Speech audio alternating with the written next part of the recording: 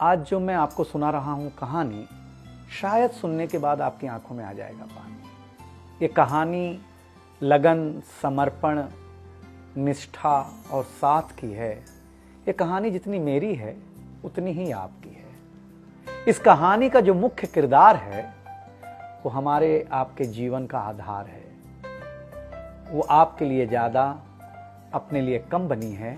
हाँ जी, बिल्कुल सही समझ रहे हैं आप। वो हमारे आपकी पत्नी है।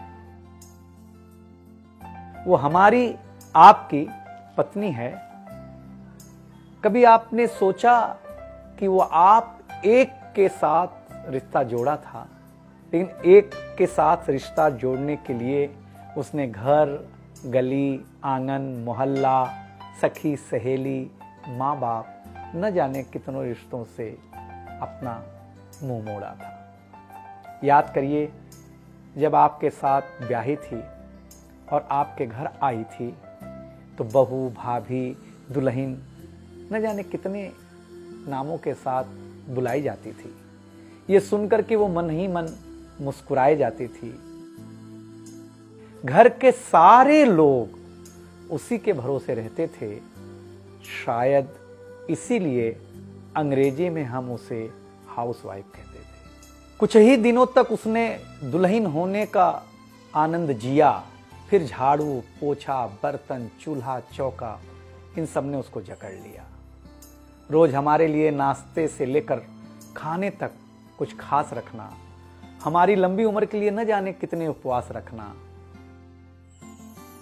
कुछ महीनों बाद किलकारी गूंजी तो सारे ख्वाब सजे। वो मां बनी तो हम भी बाप बने। जैसे जैसे वो उम्र की सीढ़ियां चढ़ती गई, जैसे जैसे वो उम्र की सीढ़ियां चढ़ती गई, जवाबदारियां कुछ न कुछ रोज बढ़ती गईं। एक तरफ बच्चे पे नजर, दूसरी ओर मैं ऑफिस के लिए लेट न हो जाऊं इस बात का डर। सब कुछ बराबर हो, कुछ रह न जाए, और इस बात पर भी ध्यान कि गैस पर रखा हुआ दूध कहीं बह न जाए। घर वालों की फरमाइशों का चूल्हा जो एक बार चलता, घर वालों की फरमाइशों का चूल्हा जो एक बार जलता, तो कब सुबह, कब शाम, कब रात हो गई उसे पता ही नहीं चलता। इन व्यस्तताओं के बीच समय का चक्र कुछ इतना तेजी से चला, मुन्ना कब मनोज हो गया, मुन्नी कब सुमन, पता ही नहीं चला। अब तक जो था प्यार, अब उसने अपना नाम बदल करके रख लिया था तकरार। बेटी को लेकर के कहना कि कुछ ज्यादा ही मन बढ़ा रखा है, तुम्हारे प्यार ने इसको सर पे चढ़ा रखा है। अब तो वो मुझे भी देने लगी थी ताना, अब तो वो मुझे भी देने लगी थी ताना, ऑफिस में ही रहा करो ना, 2-4 घंटे के लिए घर के आना। शादी के इतने दिनों बाद भी आज भी हमें सुनना पड़ता है कि न जाने कौन सा पाप किया था जो आपके साथ ब्याह किया था। और ये तो रोज की थी कहानी। कितना जोर से कहना कि घर के सारे सदस्य सुन लें कि एक दिन बीमार होती हूं ना, तो एक दिन बीमार होने पर किसी को कोई देता नहीं है 1 गिलास पानी, लेकिन जैसे ही उसे आपके तबीयत खराब होने का होता आभास, आकर के बैठ जाती थी आपके पास। याद तो होगा ना, वो मीठी बातों के साथ माथे पर विक्स लगाना और साथ में कान में यह भी कहना कि कल सुबह अगर अच्छा ना लगे तो फिर ऑफिस मत जाना। लेकिन एक दिन समय ऐसे मोड़ पर ले आता है जहां बदल जाता है जिंदगी का ताना बाना। थाली में रोटी रखते हुए उसका ये कहना कि बेटी जवान हो गई है, क्या अब लड़का भी मुझे ही ढूंढने होगा जाना।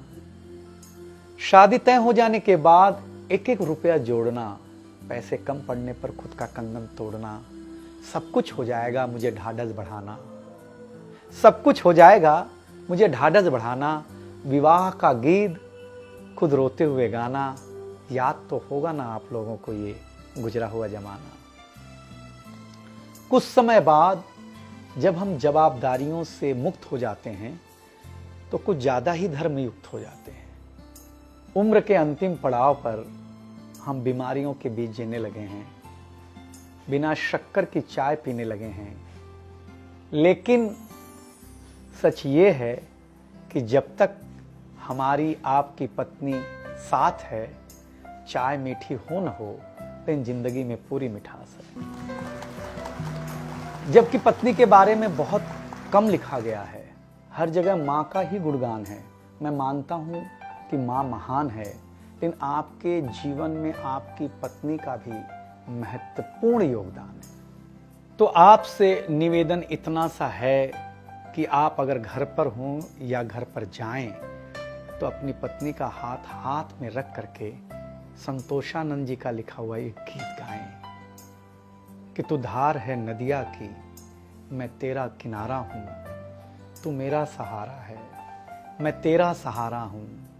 आंखों में समंदर है, आशाओं का पानी है, जिंदगी कुछ भी नहीं, तेरी मेरी कहानी है।